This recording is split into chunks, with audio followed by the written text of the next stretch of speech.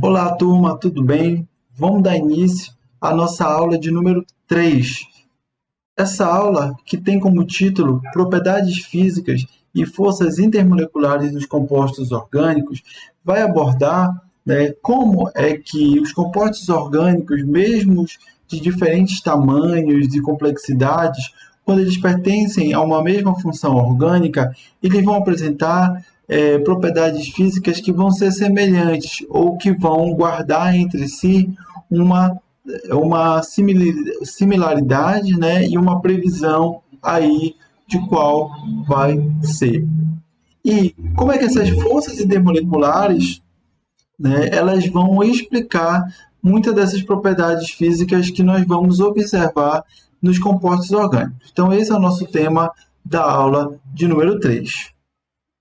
Bom, aqui eu coloco para vocês os tópicos que vão ser abordados, né? A gente vai começar falando sobre as propriedades físicas e depois nós vamos conhecer, né, os diferentes tipos de ligações intermoleculares, lógico, conhecendo inicialmente o conceito do que é uma ligação, uma força ou uma ligação, uma interação intermolecular, e aí a gente finaliza a nossa aula, né, vendo exemplos práticos dessas propriedades de acordo com as funções orgânicas, tá certo? Então, o objetivo dessa aula, primeiro, é reconhecer as propriedades físicas e químicas dos compostos orgânicos e conhecer como os grupos de átomos presentes na molécula, ou seja, os grupos funcionais, influenciam a estrutura, as forças moleculares e as reações orgânicas desses compostos. Tá certo? Vamos começar então. Então eu começo falando para vocês, né, que uma das características mais óbvias dos compostos orgânicos é o estado, né, ou a fase física na qual eles se encontram, né? Então a gente precisa saber identificar, e essa é uma tarefa muito simples, se uma determinada substância ela encontra-se no estado sólido, líquido ou gasoso. Então aqui nessas imagens, né, eu tenho aqui uma medição da concentração de gás, né, metano, que é liberado pelo processo, né, de ruminação dos animais ruminantes, né? No caso aqui eu tenho vacas, tá certo? Eu tenho aqui um composto orgânico no estado líquido, um composto orgânico no estado sólido. Aqui eu também tenho a liberação de composto orgânico no estado gasoso, né? Então, observem que eu posso ter compostos orgânicos, né? E aí, especificando mais na questão dos compostos orgânicos, eu posso tê-los, né, em todas as três estados físicos da matéria. É lógico, e a gente vai observar ao longo da aula, que um desses outros estados vai ser mais comum do que os demais, e isso vai ser explicado, né, pelo tipo de interação que vai ocorrer entre as moléculas dos compostos orgânicos. Então, a troca de estado de uma substância, né, ela, na realidade, é uma mudança de agregação entre as moléculas. Sempre que eu tenho uma mudança do estado gasoso para o estado líquido, para o estado sólido, ou vice-versa, eu estou alterando o estado com que essas moléculas elas encontram-se agregadas, tá? Envolve, né, essa mudança de agregação, ela sempre vai envolver uma troca de calor entre a substância e o ambiente, né, que ocorre em uma temperatura característica para uma substância pura. Ou seja, eu sempre vou ter troca de calor de um sistema para o outro, da substância para o sistema externo, ou vice-versa. Isso vai depender de que tipo de estado de agregação eu vou estar ocorrendo. Porque se eu pensar no estado sólido, eu tenho moléculas que estão muito próximas uma da outra, que tem uma interação forte. E para que eu promova a separação, eu preciso, né, aplicar calor, eu preciso que esse calor ele quebre aquela interação, preciso fornecer. Já no sentido contrário, né, para que moléculas se aproximem, eu já tenho uma situação inversa. Calor precisa ser liberado para que aquilo ocorra. Vamos entender então um pouquinho mais sobre essa questão. Então, a passagem do estado sólido para o estado líquido envolve a absorção de calor do ambiente, ou seja, o ambiente externo ao sistema ele fornece calor para, né, aquele sistema. Então, por que eu preciso fornecer esse calor? Para aumentar a vibração das moléculas, vencer as interações no estado sólido e dar a chamada energia translacional que rompe a estrutura cristalina. Observem essas setas que estão aqui embaixo. Observem que quando eu digo que eu venho do estado sólido para o estado líquido e depois para o estado gasoso, esse trajeto aqui ele é um processo endotérmico. Endo significa entrada e térmico de calor. Então, entrada de calor. Então, para eu sair do estado sólido para o estado líquido e para o gasoso, eu preciso fornecer calor do ambiente para, né, aumentar a vibração das moléculas, vencer a interação do estado sólido ou do estado líquido e dar essa energia capaz de romper a estrutura, né, seja a estrutura do sólido ou a estrutura do líquido, já fazendo uma ampliação do conceito. E o caminho inverso do estado gasoso para o estado líquido para o estado sólido. Esse caminho ele é um processo exotérmico. Exo de libera, sai, térmico, calor. Então, são processos que envolvem a liberação, a saída de calor da minha substância. Quando eu passo do estado gasoso para o estado líquido ou do líquido para o sólido, né? A gente pode ver melhor aqui nessa imagem, né, que ela resume aqui, por exemplo, o que a gente tem aqui? A gente tem uma pedra, né, de gelo e ela está derretendo, ou seja, ela está passando do estado sólido para o líquido. Observem que está ocorrendo aqui a entrada, né, de calor. Já aqui, né, onde eu tenho o que seria uma substância, né, aquecendo, eu tenho um processo exotérmico que é saída de calor.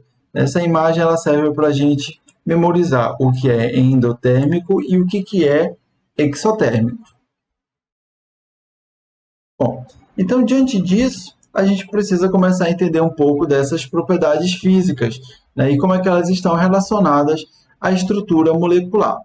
Então a temperatura nas quais, né, as transições entre as fases, né, fase sólida, líquida e gasosa, ocorrem, estão dentre as propriedades físicas mais facilmente medidas, né? Nessa imagem aqui eu posso identificar, né, as transformações físicas, né, do estado sólido para o líquido, ocorrendo por um processo que nós chamamos de fusão, do líquido para o gasoso, em um processo que a gente chama de vaporização.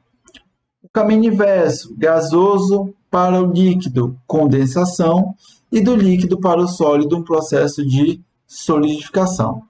Quando eu tenho do sólido para o gasoso ou do gasoso para o sólido de forma direta, eu tenho a chamada sublimação, tá? Então essas aqui são as transições físicas que um composto ele pode sofrer, tá certo? Ele pode sofrer essas mudanças que são aqui possíveis.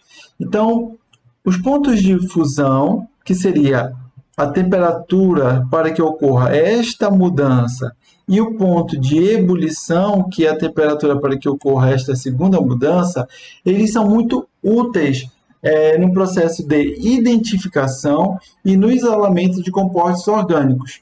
Muitos experimentos laboratoriais eles são realizados tomando como base justamente esta transição sólido líquido, líquido gasoso, ou seja, eles fazem uso do ponto de fusão ou temperatura de fusão e ponto de ebulição ou temperatura de ebulição. Vejam aqui nessa imagem uma representação da mudança do estado organizacional de cada um dos estados físicos. Tá? Então, uma molécula, uma substância no estado sólido, né, se cada esfera pudesse representar uma molécula, no estado sólido eu tenho, né, o nível de organização máximo dessas moléculas. Né? Então, elas têm uma interação muito forte entre si que promove essa agregação, tá certo? Já no estado líquido, eu tenho uma situação intermediária entre a organização total e uma desorganização, que é a característica do estado gasoso, aonde não existe nenhum tipo de interação entre as moléculas. Então, aqui é um X dizendo que nenhuma molécula está interagindo com a outra. Elas têm uma trajetória e um movimento totalmente individual, tá certo?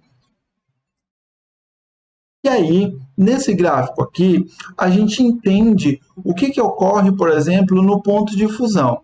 O ponto de fusão está sendo indicado aqui como essa região sombreada. Eu vou mudar a cor da caneta só para que a gente possa identificar melhor. Vou colocar aqui o azul. Então, observem que numa temperatura X, tá?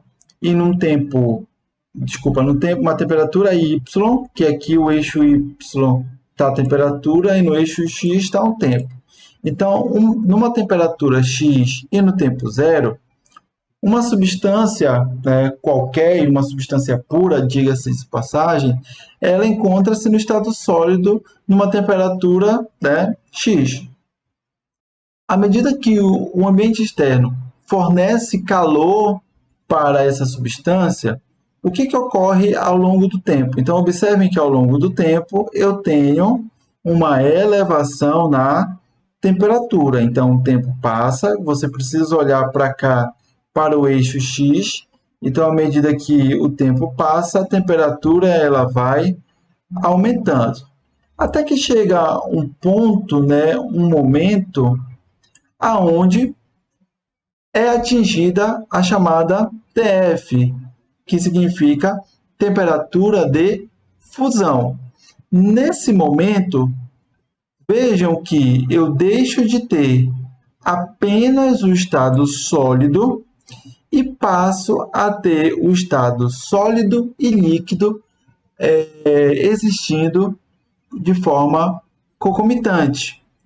E esse estado ele vai permanecer ao longo de um determinado tempo sem alteração na temperatura. Então, bem aqui no início, a temperatura era TF, e bem aqui, depois de um determinado tempo, que poderia ser 1 hora, 10 dias, 1 ano, vamos dizer assim, tá? Ou 10 segundos, depois de um tempo, fim, tá? A temperatura ela volta a subir.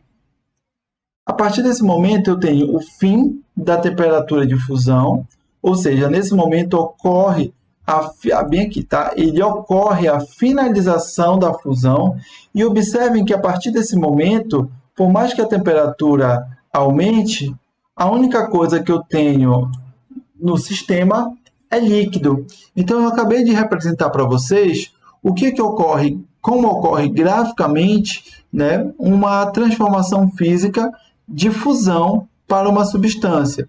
Fusão, que é a mudança do estado sólido para o estado líquido.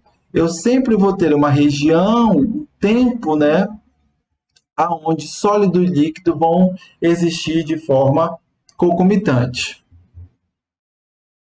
Então, o ponto de fusão é a temperatura na qual existe um equilíbrio entre o estado cristalino, o estado sólido, bem ordenado, e o estado líquido, que é um estado mais aleatório, como nós vimos no slide onde eu mostrava para vocês o estado de agregação de cada um dos estados físicos. Bom, o ponto de fusão ele está relacionado com o empacotamento molecular da fase sólida. Quanto mais simétrica a molécula, melhor esse empacotamento.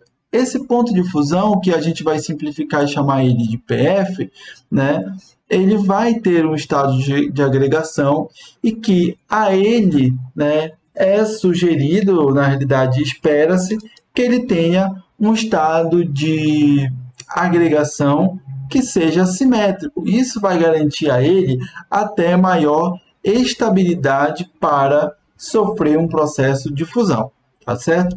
Vamos ver aqui o que diz o texto abaixo. As cadeias lineares, elas se acomodam melhor no sólido, possibilitando então um melhor empacotamento, uma maior simetria. Então, alcanos lineares fundem a temperaturas maiores do que alcanos ramificados de mesma massa. É o que a gente pode ver aqui, tá certo? Então, nesse primeiro grupo, aqui à esquerda, eu tenho somente alcanos lineares, né? Eles não têm ramificação. Então, a temperatura deles de fusão vai ser maior do que, por exemplo, quando eu olho para cá. Vejam que esse alcano bem aqui, ele tem 4 carbonos, tá? E esse alcano aqui, ele também tem 4 carbonos. Então, eles vão ter, se vocês forem calcular, a mesma massa molecular, tá certo? O que eu posso esperar? Que este alcano tenha uma maior temperatura de fusão do que esse alcano. Qual o motivo? O fato de eu ter um melhor empacotamento por se tratar de uma cadeia linear, garantindo então maior simetria para o sólido, diferentemente desse alcano, também de 4 carbonos, que por ele ter uma ramificação, ele não tem um bom empacotamento, não tem uma boa simetria, e com base nisso, a gente pode dizer que uma molécula, quando perde um empacotamento bom, é como se a interação com outras moléculas, né, no estado sólido, onde eu vou ter várias destas moléculas, umas próximas à outra, a interação ela é mais fraca, diferentemente do que ocorre aqui quando ela é linear. Nesse gráfico aqui, a gente teria a continuação daquele primeiro gráfico, onde eu mostro para vocês o que ocorre durante a ebulição. Então, eu vou voltar aqui, só para vocês observarem que quando a temperatura continuou subindo, eu tinha o estado líquido. A gente sabe que a próxima transformação depois da fusão é a ebulição, que é quando eu tenho a mudança do estado líquido para o estado gasoso ou vapor. Então, no eixo Y continua ocorrendo a temperatura e no eixo X continua ocorrendo o tempo. Então, a temperatura, né, da substância que encontra-se no estado líquido, se eu fornecer calor a ela, ao longo do tempo, essa temperatura vai continuar aumentando, até novamente chegar um momento onde a temperatura ela vai se estabilizar. A partir desse momento, durante um determinado tempo, a temperatura ela vai permanecer estável. Vejam que a tendência era sempre aumentar a temperatura. Eu vou continuar fornecendo temperatura para aquele sistema, só que durante um determinado tempo ela não vai aumentar, por mais que o sistema esteja recebendo do meio externo calor. Isso ocorre porque a gente se encontra, nós atingimos na realidade o ponto de ebulição, que é um ponto de transição entre o estado líquido e o estado gasoso, vapor, aonde também vai coexistir líquido e vapor, o mesmo que ocorreu lá no ponto de fusão. Isso vai ocorrer durante um tempo. O tempo vai depender muito de qual é a substância, quais são as condições, como, por exemplo, a pressão atmosférica, tá certo? Que são 2 fatores que influenciam aí nessa temperatura, mas, de uma forma geral, eles vão passar por um tempo de estabilidade coexistindo líquido e gás, até finalizar a ebulição, e aí, a partir desse momento, eu ter somente vapor, por mais que eu continue aquecendo aquele sistema, tá certo? Então, olha lá. Quanto menor for a pressão externa exercida sobre a superfície do líquido, menor será a temperatura de ebulição e vice-versa. Essa observação ela diz muito respeito com a questão da pressão atmosférica, tá certo? Isso porque a pressão atmosférica ao nível do mar, né, ela é maior do que, por exemplo, quando eu tenho uma determinada altitude. Quanto maior a altitude de onde eu estiver, né, promovendo essa ebulição, menor vai ser a pressão atmosférica. E, com base nisso, tá certo? Menor também será a temperatura de ebulição. A temperatura de ebulição, ela sofre nessa influência da pressão atmosférica, que é como se ela estivesse empurrando o ar, né, a coluna de ar sobre a substância, é como se ela estivesse empurrando as moléculas e, de uma certa forma, também impedindo elas de se separarem. É por isso que a pressão atmosférica ela tem uma influência. Como todas as nossas análises vão ser realizadas, né, na pressão ao nível do mar, a gente não tem muito esse problema. Mas você precisa tomar muito cuidado quando você vai fazer um experimento e você encontra-se numa região que tem uma diferença, né, ao nível do mar significativa. Tá? Então, quanto mais forte forem as ligações intermoleculares, mais elevada será a temperatura de ebulição. Né? Então, o normal, como eu falei para vocês aqui, é 1 atm, a pressão atmosférica, que também pode ser expressa em torr, né? Ou 760 torr, que equivale a 1 atm. Né? Então, essa interação entre as moléculas, quanto mais fortes elas forem, né, mais elevada é a interação que eu vou ter entre uma molécula e outra. Bom, então o ponto de ebulição é a temperatura na qual a pressão de vapor do líquido iguala-se à pressão atmosférica acima dele. Né? Então, só para vocês entenderem, imagine que aqui eu tenho uma superfície de um líquido. Tá? Então, quando eu aqueço esse líquido, uma força interna dele vai tentar vencer essa barreira, porque da parte interna do líquido vem a pressão de vapor e da superfície, como eu falei para vocês, vem a pressão atmosférica, que é a pressão do ar. Então, a temperatura, né, de ebulição é quando essa pressão de vapor ela se iguala à pressão atmosférica e ela acaba vencendo aqui essa barreira, e aí eu tenho a liberação das moléculas, né, na forma de gás, moléculas isoladas. Bom, para que uma molécula saia do líquido, né, para a fase gasosa, é necessário que esta molécula tenha velocidade para vencer as forças atrativas entre as moléculas existentes na fase do líquido. Né? Então, aqui é uma observação, porque as moléculas estão todas aqui. E no estado líquido, eu vou voltar aqui para vocês verem, no estado líquido, eu tenho uma interação, não está tão compactado como no estado sólido. E a interação entre uma molécula e outra, né, que aqui está, cada molécula está representada por uma esfera azul, mas aqui a interação entre uma molécula e outra é a máxima possível. Aqui já não é tão a máxima, porém, lembrem que o aquecimento ele vai gerar vibração na molécula. Então, esse movimento de vibração tem que garantir uma energia àquela molécula para que ela consiga também romper essa interação, romper, né, a barreira causada pela pressão atmosférica e possa, então, ser liberada. A massa molecular e as forças intermoleculares no líquido. Então, nesse caso, são dois fatores principais que vão atuar sobre o ponto de ebulição. Isso significa que moléculas de massa maior, moléculas mais pesadas, né, que têm aí um valor de massa elevada, têm menor velocidade para uma mesma temperatura, porque a energia cinética ela é dada por essa fórmula, tá ok? Então, Com uma molécula que apresenta aí uma massa molecular, né, maior, quando ela está, por exemplo, se eu pudesse comparar dois sistemas, né, que estão na mesma temperatura, em um sistema eu tenho uma substância A e no outro sistema eu tenho uma substância B. E a substância A tem uma massa molecular maior do que a massa molecular do sistema B, das moléculas do sistema B.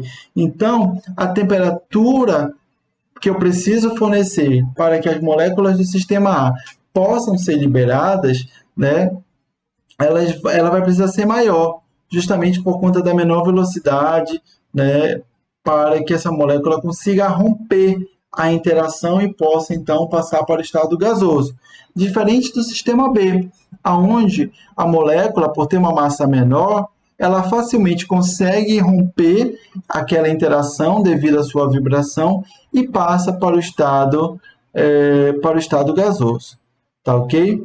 Nessa imagem que está aparecendo aqui para vocês, tá? A gente tem, por exemplo, nesse começo, deixa aparecer novamente, o estado, né, de equilíbrio térmico. Então, seriam dois sistemas, quando aparece em laranja, os dois sistemas que estão em equilíbrio térmico, tá ok? Aqui. E depois o momento aonde um sistema com corpo quente é colocado próximo a um sistema com corpo frio, né? O fluxo de calor ele sempre vai ocorrer do sistema mais aquecido para o sistema menos aquecido, né? Que é o que ocorre aqui. No sistema que tem mais calor, vai aparecer novamente, eu tenho átomos com uma maior agitação, enquanto que no sistema com menos calor, a agitação desses átomos ela é menor. Então, o fluxo de calor visa estabelecer um estado de equilíbrio entre dois sistemas. E é uma das informações, né, que a gente precisa para entender, né, como é que esse calor externo ele vai atuar sobre as moléculas, né, de uma determinada substância e, com isso, promovendo essas transformações físicas. É importante que a gente reconheça, né, que isso são transformações físicas, né, essa mudança sólido para o líquido, para o gasoso, como transformações físicas, porque são transformações reversíveis. Uma molécula que foi para o estado gasoso, ela pode voltar para o estado líquido, também pode voltar para o estado sólido. Então, não são transformações irreversíveis. Uma transformação irreversível é uma transformação química. Então, aqui, o que nós estamos tendo são transformações reversíveis. Bom, aqui nesse slide, eu estou mostrando para vocês as diferentes expressões de vapor, né? O eixo Y ele está indicando a pressão de vapor, então aqui esse 760 equivale a 1 atm, que é geralmente a unidade de pressão que nós vamos usar aqui no Brasil, tá certo? E aqui vocês têm as temperaturas. Então, essa daqui, né, é a pressão de vapor de cada uma dessas três substâncias para que ocorra a mudança do estado líquido para o estado gasoso. Vamos começar olhando aqui a água. Então, a água, a 1 atm, né, de pressão atmosférica, ela tem como pressão de vapor 100 graus Celsius, a temperatura de 100 graus Celsius. Isso significa que para que eu tenha mudança do estado líquido para o estado gasoso da água, eu preciso atingir a temperatura de 100 graus. Quando eu olho agora para o álcool etílico, essa pressão de vapor é de 78 graus Celsius. É por isso que o álcool etílico ele tem uma certa volatilidade, tá certo? Tanto o álcool etílico que é utilizado como combustível, como o que nós utilizamos no dia a dia, o próprio álcool, o álcool em gel, né, que nós utilizamos de 70%, é para reduzir essa volatilidade, para que ela não seja tão rápida e nem tão devagar, tá certo? E aqui eu tenho o éter etílico, 35 graus.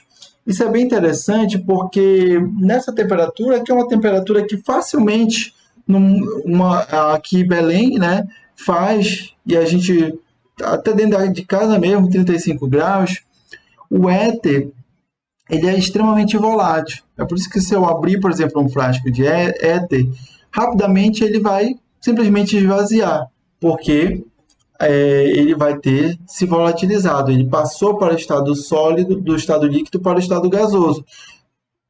Aí você pode pensar, mas eu não aqueci, mas a própria temperatura ambiente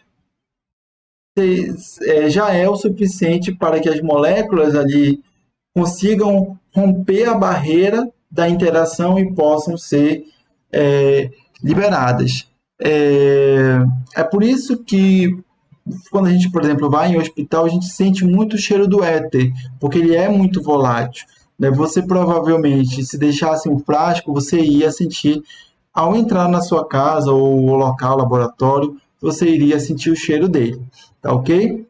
Aqui, nessa outra tabela, desculpa, nesse outro gráfico, eu tenho a pressão de vapor, né, de dois compostos orgânicos.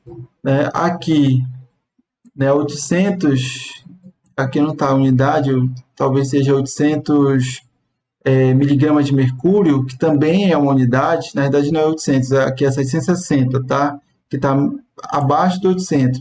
Então aqui é 1 atm mesmo. Então, por exemplo, a 1 atm, pressão atmosférica normal, a nível do mar, vejam que esse composto orgânico, que é o CHCl3, né, um haloalcano, ele vai ter uma temperatura de uma pressão de vapor um pouco mais de 60 graus Celsius.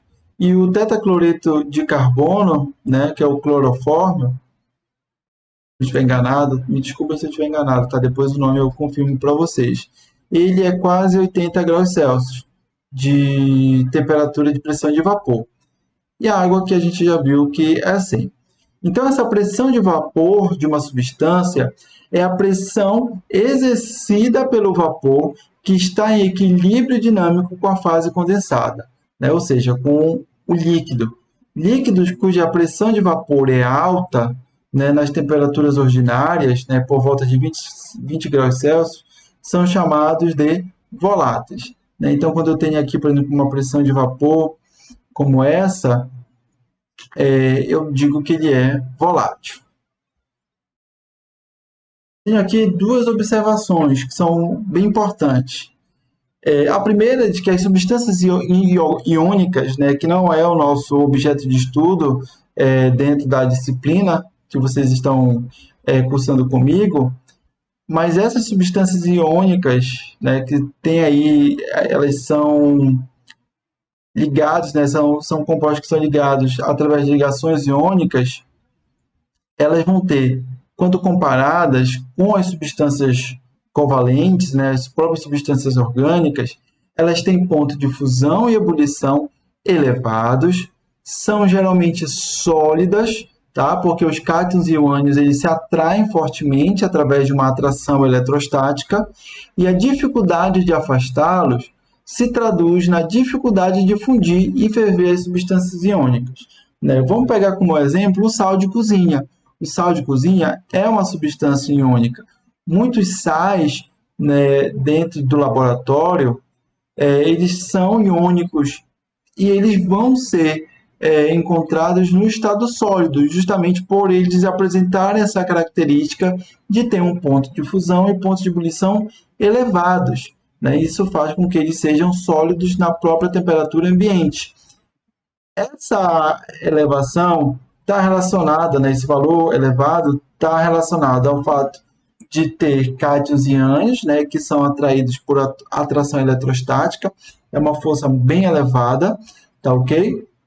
Já as substâncias orgânicas, né, os compostos orgânicos, são em geral covalentes, estabelecem entre si ligações covalentes, como nós já falamos, né, na aula de número 1, e frequentemente são apolares, são moléculas que não vão apresentar uma região positiva e uma região negativa.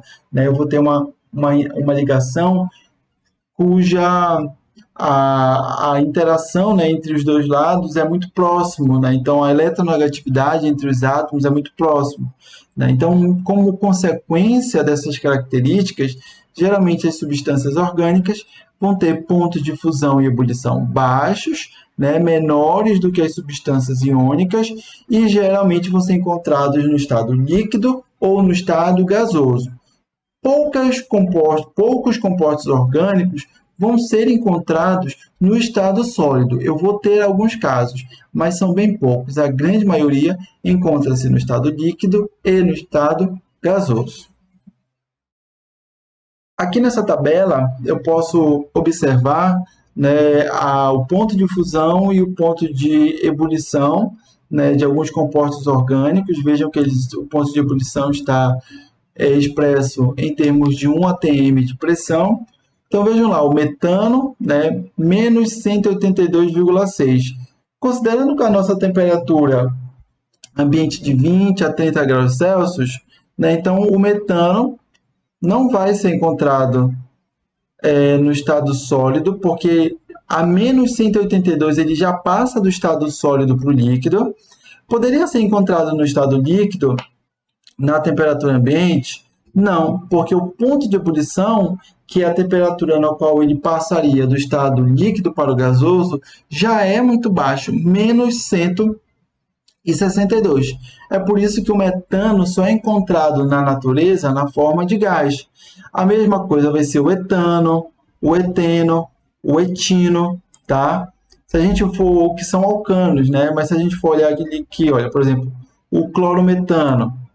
Vejam o ponto de ebulição, o fusão e o ponto de ebulição. São valores baixos. Então, é também um composto orgânico que eu vou encontrar na natureza na forma de gás.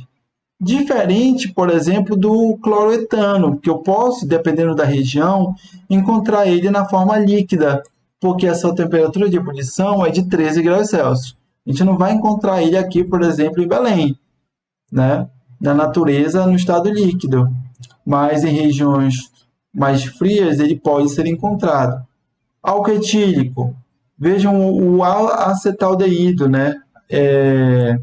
Ele tem aqui um ponto de ebulição de 20 graus Celsius. Então, aqui a gente consegue identificar. O que eu queria chamar a atenção de vocês é para o acetato de sódio. Ele é um composto orgânico, né, que tem uma propriedade iônica, por ele ter um metal ligado a ele.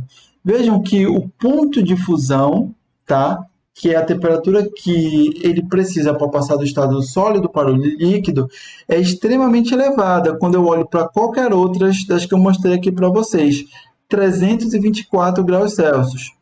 O fato de ser um composto orgânico com uma característica iônica faz com que a sua temperatura de fusão e a de ebulição, que ainda é ainda mais alta, né, sejam elevadas comparado aos demais. E é isso, né, o que essas duas observações explicam, né, que o fato de eu ter uma característica iônica, né, garante aos compostos ponto de fusão e ebulição maiores do que a das substâncias orgânicas, que são aquelas que vão apresentar ligações covalentes. Nessa imagem aqui, eu mostro para vocês dois processos muito comuns, são bem comuns na química, que é a destilação simples, né, que serve para a separação de uma mistura homogênea. Então, a mistura homogênea está aqui dentro desse balão de fundo redondo, que está sendo aquecido, né, por uma chama gerada em um bico de Bunsen, e esse aquecimento gera um gás, né, que ele vai percorrer essa região, e quando ele entra aqui no condensador, devido à entrada de água fria, ocorre uma transferência de calor do gás que foi aquecido e acendeu para a água fria. Então, esse gás ele condensa, ele volta para o estado líquido, né, e pinga aqui dentro do Erlenmeyer, né? Então, é um processo de destilação simples, né, aonde eu sei qual é o ponto de ebulição das duas espécies, né, das duas substâncias que estão aqui misturadas, e aqueço, provocando aí a separação. Já aqui eu tenho a destilação fracionada. aonde eu tenho uma coluna com diferentes temperaturas de ebulição. E aí, dependendo da temperatura de ebulição, eu vou conseguindo separar, né, no processo de refinamento do petróleo os diferentes componentes, como, por exemplo, a gasolina, o gás natural, o querosene, óleo combustível, óleo lubrificante e os resíduos, como parafina e o asfalto, tá? Então, as temperaturas nas quais ocorrem as mudanças de fase, elas são uma indicação da estrutura da substância e do poder das forças intermoleculares que vão atuar entre moléculas e íons. Aqui são duas aplicações desse conhecimento que nós vimos e que são muito importantes na nossa vida, no nosso cotidiano. Aqui, né, na destilação fracionada, eu acho que eu não preciso nem falar. Utilizamos, né, todos esses subprodutos, gás, gasolina, querosene, óleo combustível, óleo lubrificante, a parafina para a confecção de velas, né, o asfalto para pavimentação de ruas no nosso dia a dia. E aqui a destilação simples é o princípio que nós vamos utilizar no destilador, que é um equipamento do laboratório de química utilizado para fazer o primeiro processo de purificação da água, né, para que a gente obtenha a água destilada e possa então utilizá-la nos experimentos.